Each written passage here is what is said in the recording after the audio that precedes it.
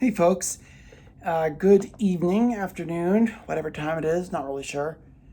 I had two false starts, but now we're ready to go. Had a couple phone calls interrupted my last video or this current video that I was trying to make like 10 minutes ago. I deleted that footage because it wasn't very good. Unfortunately, that means I've also done most of the work that I was going to share with you today. Whatever, the video will just be shorter, I don't care. We could do a quick rundown though of what we've been doing. Right now I'm editing a short story. I want to give you all a look behind the lens, so to speak. When we do editing, we're not going for perfection. We're going to basically sand the rough edges down, make sure everything makes sense, pick it apart, do whatever we can. A writer's critique group is indispensable for this. I've got right here handwritten as well as electronic notes from my compatriots, fellow authors. This particular story is called By His Bootstraps, about a guy named Toddy, Theodore Toddy Michaels. Doesn't like his nickname.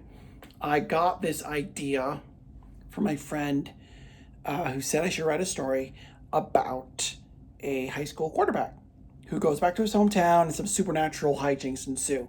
I got rid of the supernatural part because I feel like I just got on a roll just focusing on the quarterback, so I just stuck with that.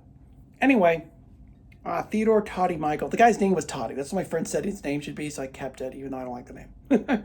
Character doesn't like the name either. But what's been fun about this is I've drawn a lot on personal experience. Toddy works as a dishwasher. He failed out of college. I graduated college, but I still work as a dishwasher. He works at El Zarape. I've never worked at El Zarape, but El Zarape is a real Mexican restaurant right here in Roswell, Georgia. Delicious food. If you have, check it out. If you're ever in Roswell area, check it out. I mentioned some other things about El Zarape. I'm not going to say on camera, but if you read the story, you'll see, and you'll see why, and hopefully I don't get sued. Anyway, the story is basically about a guy who was a big shot in high school, busted his knee in college, never went pro, wanted to go pro, didn't really have a plan, was kind of bumming through life, you know, as many of us were in the late 2000s, early 20-teens. And many of us still are. So, excuse me, earlier we were talking about word choice and how do we find the right way to phrase something. Yeah, I should say worse, not worse. Thank you. Word grammar checker. Sometimes these automatic grammar checkers are good. Some of them are bad. Here's my thing. Okay, same issue I have with AI. My issue with Microsoft Word's grammar checker is that it's too powerful. It gives you advice about how to phrase things. That's great if you genuinely have no idea what to say or you're in a hurry. Problem is, the danger is that everyone's writing eventually becomes the same plain, but not vanilla, the same plain yogurt flavor. You know, I'm gonna go on a bit of a rant here, okay? I talked about this in an earlier video that I deleted. Vanilla gets a lot of bad rap. I love vanilla. I love vanilla ice cream. I love vanilla frozen yogurt. I love vanilla yogurt. I love vanilla. It's delicious. I don't know why people hate on it. It's come to mean plain and ordinary and blah. But that's not vanilla. Vanilla is delicious. It's sweet. It perks you up. It's great in coffee. It's great in tea. It's delicious. I love vanilla. What I don't like is plain flavored yogurt. Why not? Because plain yogurt exists for one purpose, to put fruit inside so it tastes good, right? There is a place in Decatur that sells frozen yogurt. Great, right? Natural, all natural, whatever, hippy dippy nonsense. Okay, fine. I'm into that stuff too. I'll go for it. So I go into this place and I see they have a section for plain frozen yogurt. It's like, oh, okay, vanilla, because plain means vanilla, right? Meant plain flavored frozen yogurt. It was gross. I couldn't eat it. I complained. I didn't get my money back. I think I threw it away. I tried my best to eat it because I put all this stuff on it, chocolate chips and gummy bears. But chocolate chips and gummy bears could not save plain frozen yogurt. I'm sorry. So, anyway, I bring that up because there's a section in the story where he talks about those kinds of establishments. I'm kind of stuck on what word I should use. Okay, listen to this.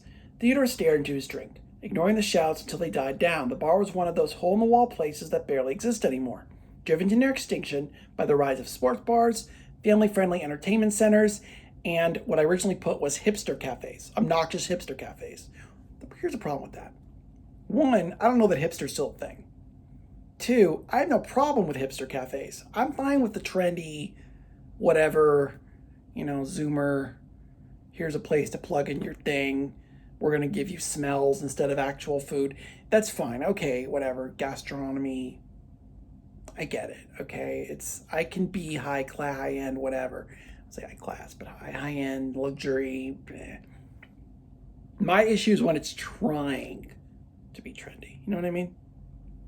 It's like those youth ministers who are trying to be hip, trying a little too hard. It's just gross. Hey kids, we got a rap. We're gonna rap about Jesus, yeah. No, just stop. Just stop. Just give us a lecture. Oh my God. Nobody likes that. Nobody's here for that. Just stop. Okay? Those kinds of places. Now, I don't know what to call that though. Because here's the thing, they're not places I've been to. These are places I don't go to specifically. Usually. Because they have names like Food or Salt. It's a restaurant in Roswell, or it was. I don't know if it's still there or not. They're just trying too hard, I've been to some of these places. They're not bad. Food's fine. It's just, come on, guys. They're just trying so hard, and it's like, just relax. Anyway. I don't know what you call that. Those cookie cutter high-rise condominiums that are popping up all over Metro Atlanta. I'm sure they're happening in your state too as part of gentrification. You know what I mean? These like cookie cutter places, they all have a candy store. They all have a fucking M&M store. They all have a, not Hot Topic, that's a mall thing. They all have some like really preppy, not Gap, but basically Gap clothing store. They all have a shoe store. They all have an ice cream, frozen yogurt place, Froyo.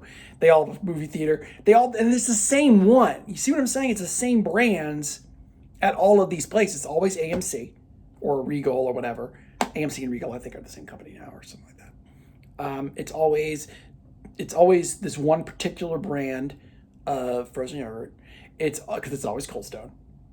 For whatever reason, it's always Cold Stone. It's always this particular candy company store that does all the stores. You know what I mean?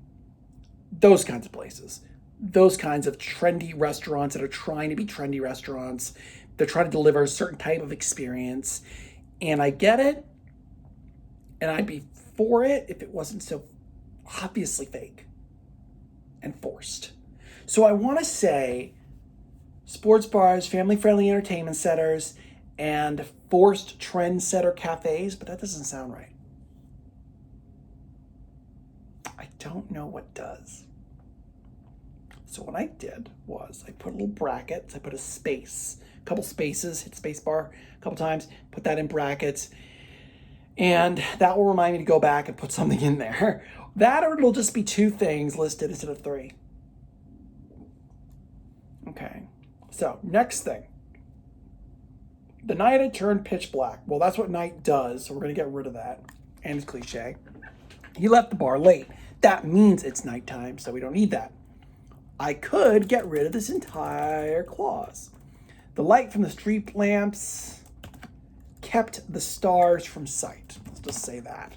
That's the next clause phrase there that I had originally put. And that works fine. Pardon me, I got a little indigestion. Always, I don't know why. A crescent moon hung in the sky, and a train hooted and thundered through the main square of town. That is based on a real place, Clinton, South Carolina, where I went to college. They have a town square, and a train goes right through it. Middle of the night. It's loud as heck. Wakes everybody up. The January wind bit at his face, tore through his jacket as he walked 6 blocks to his apartment. See what I mean? If I'd added supernatural stuff, it just wouldn't have flowed as much. And I really liked drawing from my own life for this fictional story. Because obviously I'm not, nor have I been, a college professional football player. This guy was. He played in college, played in high school, busted his knee in college. That's why he's kind of bumming around. He's one of that whole cliche about the hometown, small town college or high school quarterback who never quite gets to the next level, never quite fulfills the potential everyone else saw in him. And he's kind of feeling down on himself. He's feeling lack of confidence. That's really what it is. And the story is about how he starts to turn that around. Okay? So. And a lot of this is echoes in my own life because I felt like I'm not living up to my potential. I'm not doing what I need to be doing, in life.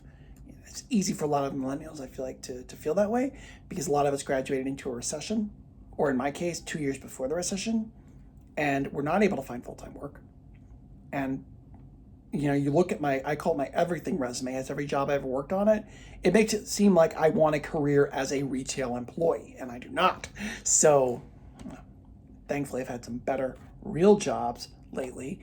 I haven't been able to keep them, but I've had them. Right now I'm doing grant writing and I'm working part-time a few other places. Things are going okay, but that's not why I'm here today. I'm here today to talk about writing. Which brings up another point. If you're worried about writing as a profession, just do it.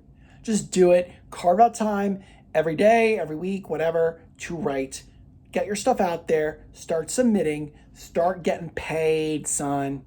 Okay? Get paid. Because you need to do that. And it is a pipe dream, and there's no guarantee.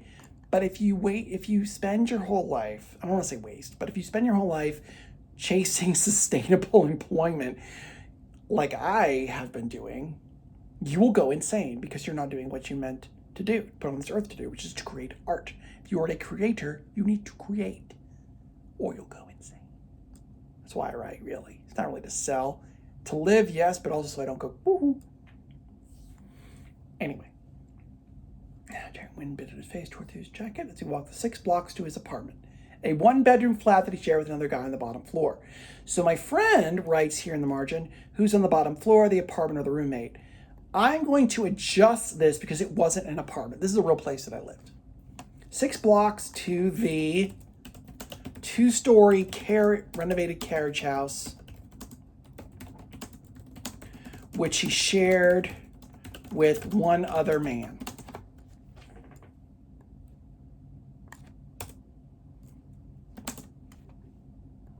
Shared with another man. It had a common laundry area, but otherwise, Theodore lived on his own.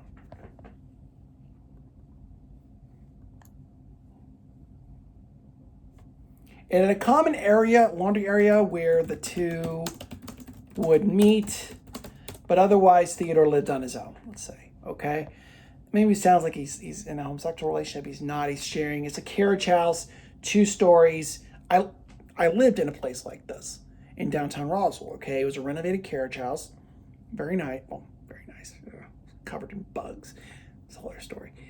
2-story. I lived on the top floor. Another guy lived on the bottom floor. Well, he lived on the first. I lived on the second. And in the middle, at the bottom, go downstairs, there's a laundry room that connected our 2 units.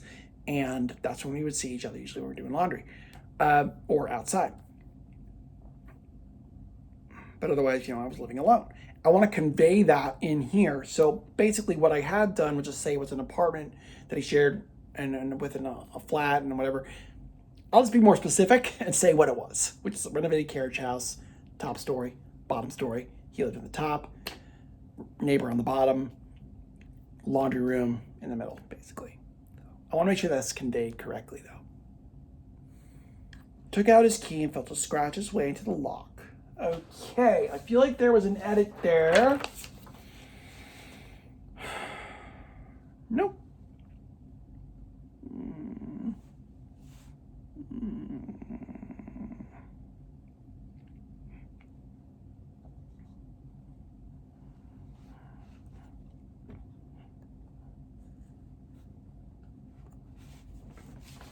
how about this? The two levels met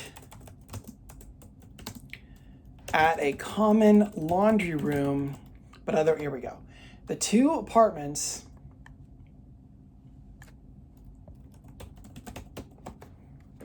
shared a laundry room, but otherwise Theodore lived on his own. Okay, the apartment shared a laundry room, but otherwise Theodore. What is the problem here? Oh, because space. January wind bit at his face and tore through his jacket as he walked 6 blocks to the 2-story renovated carriage house, which he shared with another man. Their apartments held a laundry room in common, but otherwise Theodore lived on his own.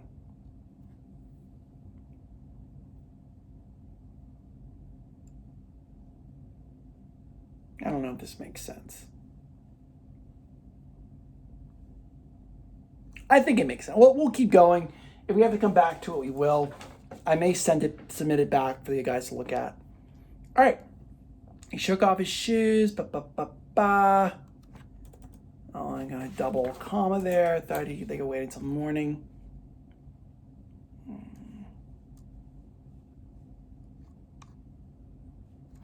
Big round Papa John chair. Okay. Papa John's, I love them. They're a great chair. I had that chair. That was my chair. This is what I would do when I would come home. I would come home. I'd see dishes piled in the sink, begging to be washed. If I didn't see gnats, I'd say they could wait till morning. Isn't that horrible? Gross. I'm not like that anymore, thankfully. Okay. Next. I love this particular section where it's so late at night that it's all those infomercials that are on between like 2 and 4. And like 90% are for erectile dysfunction. Which is hilarious to me personally. Judging by the sheer number, this is what I wrote. Judging by the sheer number of erectile dysfunction ads, he imagined legions of men standing shoulder to shoulder, all staring down at their unresponsive utensils. Maybe that's why the U.S. birth rate had declined. Thought that was fun. So, there's a lot of these ads, man. Also a football connection there too. He'd been planning. Instead of that, he'd planned on becoming an officer. What? Where's this? Oh, this is another guy he's talking to. A friend from high school had messaged him. James had gone to an army school after graduation. He planned on becoming an officer. He's a real guy, by the way. That's his real name, James. You can look him up on Facebook. He's on there. He's cool. Hi, James. But yeah, and this is part of this is his story. He's going to tell his story to Theodore about how he was going to go into the army, but ended up not, and how he got his way out of that. Basically, he was in a similar situation to Toddy. They end up having coffee. He shares his little, not advice, he just shares his experience, and Toddy takes that and runs with it. And that's the end of the story. Basically, that's the whole story. But I like this little slice of life, you know. It's fun. Shouldn't be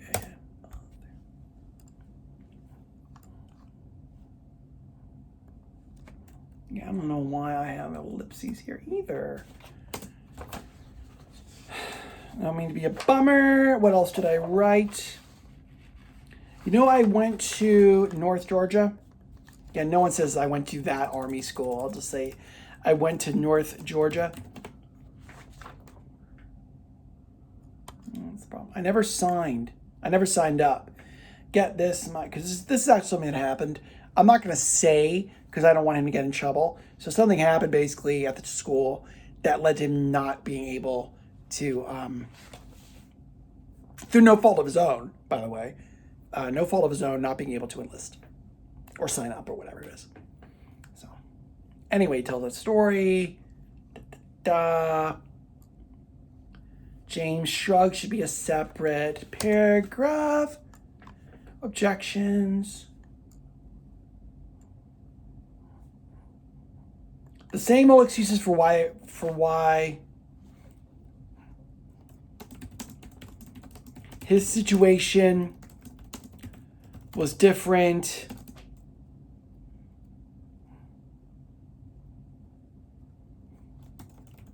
James's circumstances didn't apply. Okay. I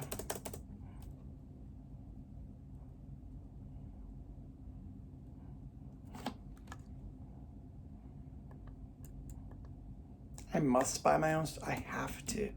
I buy my own insurance. How about that? There we go. Got into youth ministry, started as a volunteer at my church, and then got hired on full time. Yeah, I know, but that's not how people talk. Okay, here's the thing. Perfect example, right? Started out as a volunteer at my church, and then got hired on full time. Word wants me to say, started out as a volunteer at my church, and then got hired full time. What's the problem? People make redundancies in their speech all the time. Hired on, as opposed to just saying hired, right? Sometimes it's better to cut those redundancies out, makes it flow better. But sometimes if you don't, it sounds stilted. It sounds too formal. Okay? And that's what the robots don't understand, is that there are no hard and fast rules when it comes to writing. And because when you do that, you kill the soul. You kill the soul. If you kill the soul, you kill the story, basically. And that is the worst thing you can do. Pretty much. So let me delete this thing. I had mentioned about how Theodore has 1,000 objections forming in his mind, same old excuses. My friend slash critique partner Judy was like, "Well, what are you talking about? What objections?" I thought it was obvious. It's not. Okay, classic writer blunder there. Trying to make the reader read your mind, thinking the reader knows what you're thinking. Reader has no idea what you're thinking, bro. You got to make it crystal clear. That doesn't mean you got to talk down to the reader, but you have to be clear. Be clear. Okay? Dennis Prager isn't right about a lot, but that he is right about, which is be clear. Okay? Be honest and unmerciful in your writing. I don't know if I said that at the beginning of this. I feel like I did, or I might have said this at the other video that I deleted. Doesn't matter. It bears repeating. Be honest and unmerciful as an author. You cannot be afraid to use little blue language if the situation calls for it.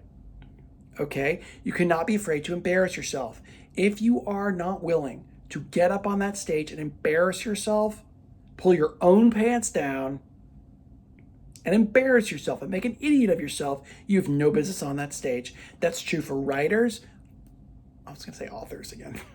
Writers, actors, musicians, sculptors, any kind of art. If you expect other people to care about what you're writing, you have to show that you don't care if you're embarrassed. Does that make sense? It's true. Because people can sense phoniness. And if they see that you're being phony or you're holding something back, they will reject you out of hand. Because it won't seem true. Okay? It's not to come down on anyone, not naming any names. I know that I'm the most guilty of this. That's why I say this today. So we're at around 24 minutes. I'm going to stop here. I'm not quite done editing, but I feel like we've reached a good stopping point. I've got some other work I need to do. So I will see you guys next time.